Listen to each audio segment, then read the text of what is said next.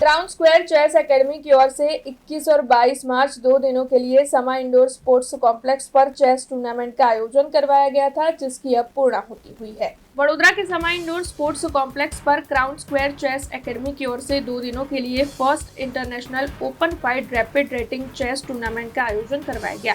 21 और 22 मार्च 2 दिनों के लिए आयोजन हुआ था, जिसके तहत 400 से लेकर 450 खिलाड़ियों ने शिरकत की थी। ऐसे में आपको बता दें कि विभिन्न आयु वर्ग के प्रतिभागियों ने अपनी बुद्धिमत्ता और रणनीतिक कौशल्य का इस दौरान शानदार प्रदर्शन किया। टूर्नामेंट का आयोजन बेहद ही सुव्यवस्थित ढंग से करवाया गया था, जहां हर मुकाबला रोमांच और प्रतिस्पर्धा से भरपूर रहा। तो वहीं खिलाड़ियों ने पूरे जोश और अनुशासन के साथ खेलते हुए दर्शकों का दिल जीता।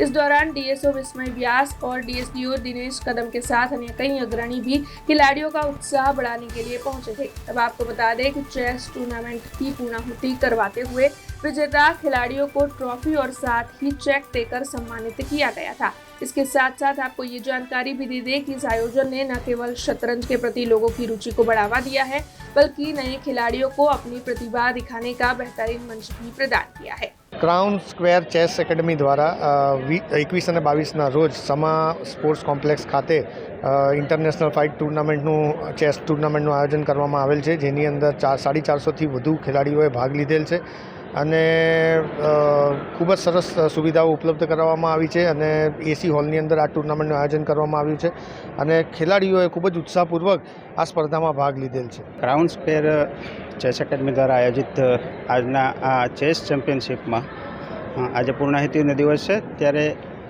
સુંદર આયોજન અને બાળકોનો ઉત્સાહ જોઈ અને મન આનંદિત થાય છે અને ભવિષ્યમાં પણ આવી ટુર્નામેન્ટનું આયોજન થાય અને બાળકોનો ઉત્સાહ વધે, ખેલ પ્રત્યેની ભાવના વધે અને લોકો અને મા બાપ પોતે બાળકોને સ્પોર્ટ્સ પ્રત્યે જાગૃતિ લાવે એવી મારી ઈચ્છા છે। આજ રોજ ક્રાઉન સ્ક્વેર ચેસ એકેડમી દ્વારા જે ચેસ ટુર્નામેન્ટનું આયોજન કરવામાં આવ્યું હતું તે ખૂબ જ સફળતાપૂર્વક પૂર્ણ થયું છે અને તેમાં 300 પ્લેયર્સે ભાગ લીધો હતો।